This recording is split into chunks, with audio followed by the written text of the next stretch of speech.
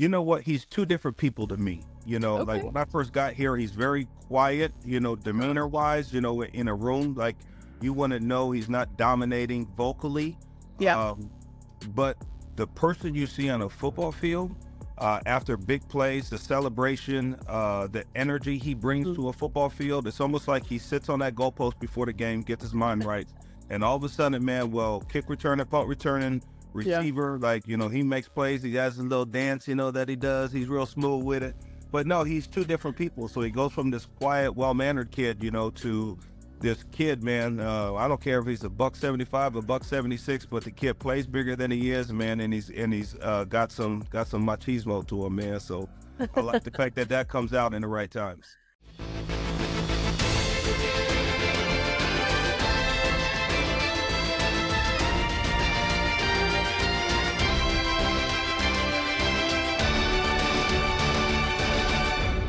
What is up, Chiefs Kingdom? Happy Friday. I'm Hayley Lewis, and this is Chiefs News Daily. The Chiefs are off today because they got preseason game number 2 heading on the field tomorrow. So we got a special episode for you today. We are talking with Chris Jackson. He's a wide receiver coach at Texas, a 10-year NFL vet, 5 as a player and 5 as a coach. He got to see the likes of Xavier Worthy in college, so we're going to break down his collegiate film as well as his expectations on the NFL playing field.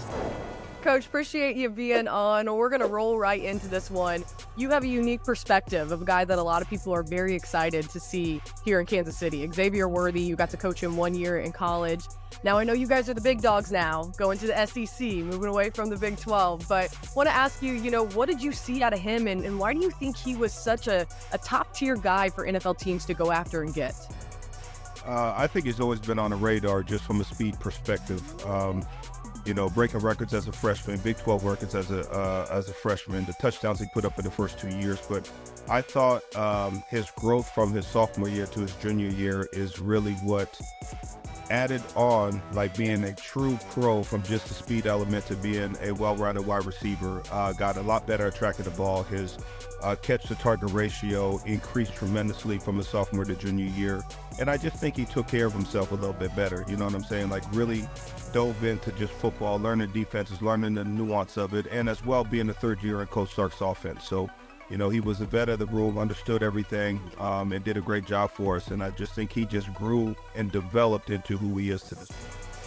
Now, you mentioned tracking the ball. How hard is that is that something that you can teach, by the way? How hard is that to teach a guy who needs to lean on that, especially in the league? I wouldn't necessarily, you introduce it, you don't teach it. I mean, you just introduce how to do it, where your catch points are. So the biggest thing about tracking the ball is, definitely eyeing the ball, but you definitely want to track the ball and keeping the ball on the outside shoulder away from the particular defender, and then once you introduce how to do it, in a short area, which we practiced, the credit goes to him and a lot of the players last year. There was about 3 of them that would stay after practice every day and catch from the Monarch. And they would go 40 yards, 30 yards, and that thing would be launching like a punt return. And so they did that like all year, day after day after day after day, and it just became routine to them. So, the two guys that we had last year with AD and Xavier, and they both did that, and they both did it to a very high level, and it showed in games. How do you see his skill set kind of translating onto the NFL field? Because, a lot of guys bring up the fact, yeah, he's a speeds guy. He can run the 40-yard dash the fastest out of anyone, but he's a smaller body guy. How do you see him maybe taking the top off at the next level? I think a lot of it's going to be landmark based, and I think that's where Patrick, will kind of help him out a little bit. And I'm very familiar with the offense coordinator, Matt Nagy, who I was the wide receiver coach in Chicago with, so I know kind of Matt's system and of course, with Coach Reid's system, but it's landmark based. It's just not taking the top off, but it's like why you're taking the top off and who you're trying to influence, so there's 2 things you have to know when you're taking the top end off of defense. Is number 1, are you a primary read? And if you're a primary read, you got to roll and you got to know how to track that ball. And number 2, if the defense takes that away, then you got to know who you're taking. Maybe you're taking the corner and safety so you can open up a deep cross underneath. So, I think he's going to be really good at that. And once he starts recognizing defenses and knowing why he's taking the top end off, I think that's just going to help them as an offense as a whole. You mentioned it, your experience with Nagy and just also being, well rehearsed in knowing Reid's offense. It's a very deep playbook, and I think that's the thing that rookies say every time we talk to them, especially at training camp, is just how much they have to learn going into the season and how quickly they have to be able to retain that stuff. Would you say that would probably be maybe one of the biggest challenges for a wide receiver going into an offense like Nagy's, like Reid's, being able to understand and just recall what they need to know in a split second? I would say that I think the quarterback and the wide receiver positions adjusting to the NFL, I think is very tough for both of them. Number one, a lot of colleges, they just either receivers stay on one side or quarterbacks and receivers both get the calls from the sideline. It's like boards telling you what to do, where to go and all that other good stuff. But when you get to the NFL, those are, dang near, paragraphs that you have to explain in a huddle. And so for a wide receiver who's used to being told by a sign and what concept is mine and what concept is the other side, so you have to really listen to the words that speak to you, so some people are talking, about the formation. Some people are, some of the words are talking to the lineman about protection. Some people are talking about the protection from the back. And then after 3 sentences, now you're hearing the words that have to do with you. And that is your concept, what you have to listen to. So, and I know in that system as well, it's, you don't just play X, flanker and Z. Like sometimes it's, Mahomes might go in there and say, hey, I need you a Z, I need you a flanker, and then you quickly have to get the sentence and then you got to roll. So I thought, Coach Sark's system does a really good job from a pro style system that's able to teach you multiple facets of the game. So now it's just taking, kind of what he learned here. And it's just, now it's like maybe 200 level class. Now he's at 304 level class. So you got to quickly adjust, but I think he has the capabilities of doing it and he'll be just fine.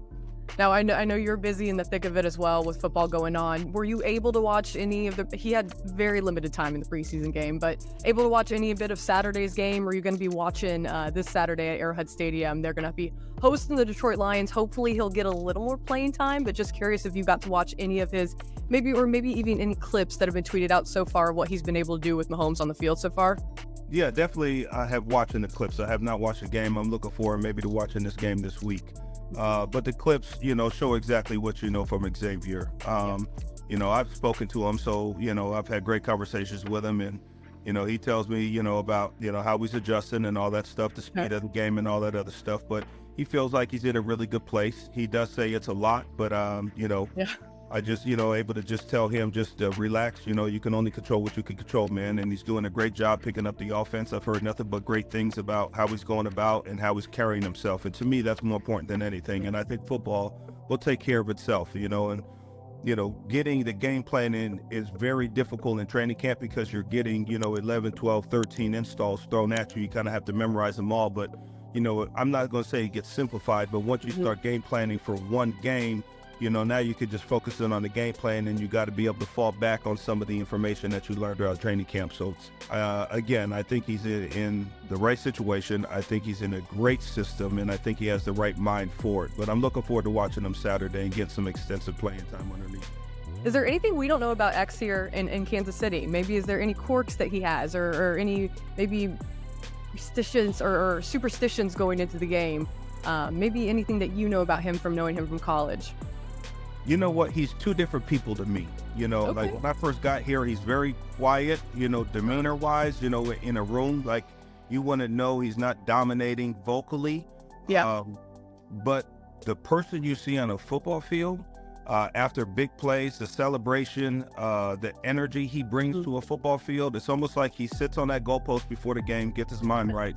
And all of a sudden, man, kick returning, punt returning, receiver, like, he makes plays. He has a little dance, that he does. He's real smooth with it.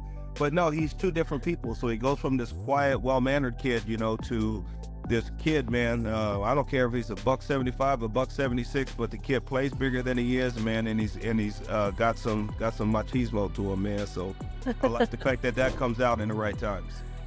All right, folks, that does it for another episode of Chiefs News Daily. As always, make sure you get out there, like, and subscribe on the KCSN YouTube channel. Have a great weekend, and we will see you back here on Monday night, 7 p.m., breaking down that preseason game number 2. Have a good one.